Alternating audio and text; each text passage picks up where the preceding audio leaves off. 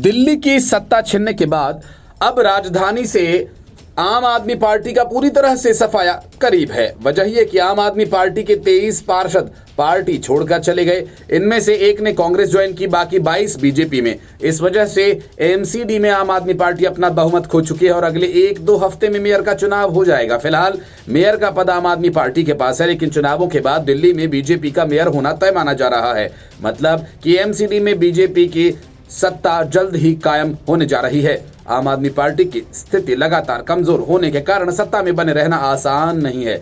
1 साल के भीतर विधानसभा चुनाव में हार और बड़ी संख्या में पार्षदों के दल बदलने के कारण वो बहुमत खो चुकी है और इस कारण अब उसके हाथ से एमसीडी की सत्ता जाने की आशंका गहराने लगी है। अप्रैल में होने वाले महापौर और उप महापौर चुनाव में उसकी हार हो सकती है, जबकि भाजपा जीत के करीब पहुंच चुकी है। साल 2022 के एमसीडी चुनाव में आम आदमी पार्टी ने 250 वार्ड्स में से 134 पर जीत हासिल कर बहुमत पाया था, लेकिन बीते 1 साल में कई घटनाक्रम हुए जिनके चलते आपके सदस्यों की संख्या कम हो गई। विधानसभा के चुनाव में आम आदमी पार्टी को करारी हार का सामना करना पड़ा। इसके अलावा 23 पार्षदों के विभिन्न कारणों से पार्टी छोड़कर जाने के बाद इनमें से 22 पार्षद भाजपा और 1 पार्षद कांग्रेस में शामिल हो गए। हालांकि भाजपा और कांग्रेस के 2-2 पार्षदों और 1 निर्दलीय पार्षद ने आपकी सदस्यता ग्रहण की। वर्तमान में एमसीडी में भाजपा के 1 पार्षद के सांसद और 8 पार्षदों के विधायक चुने जाने के कारण एमसीडी में पार्षदों की संख्या कम हो गई है। आम आदमी पार्टी के भी पार्षदों के विधायक बनने से 12 वार्ड रिक्त हैं। साल 2024 की शुरुआत में एमसीडी में आम आदमी पार्टी के पास 135 पार्षद थे, जबकि भाजपा के पास 106 और कांग्रेस के पास 9 पार्षद थे। विधानसभा चुनाव के बाद ये संख्या बदल गई है।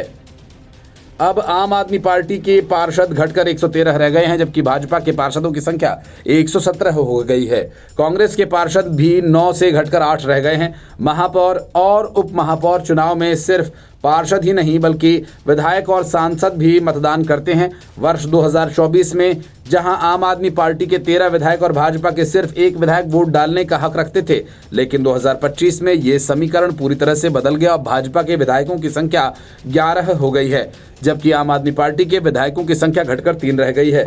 सांसदों के मामले में भाजपा के पक्ष में स्थिति पहले से मजबूत है। दिल्ली से भाजपा के 7 लोकसभा सांसद और आम आदमी पार्टी के 3 राज्यसभा सांसद इस चुनाव में मतदान करेंगे। हालांकि सांसद स्वाति मालीवाल पार्टी से नाराज चल रही हैं, इस कारण उनके मतदान में हिस्सा लेने की संभावना नहीं है। वे पिछले साल भी मतदान करने नहीं आई थी। एमसीडी में बदलते समीकरणों को देखते हुए भाजपा महापौर और उप महापौर चुनाव में बढ़त हासिल करती दिख रही है। यदि भाजपा ये चुनाव जीत जाएगी तो एमसीडी की सत्ता उसके हाथों में आ जाएगी। वहीं आम आदमी पार्टी के सामने अब कई चुनौतियां खड़ी हो गई हैं।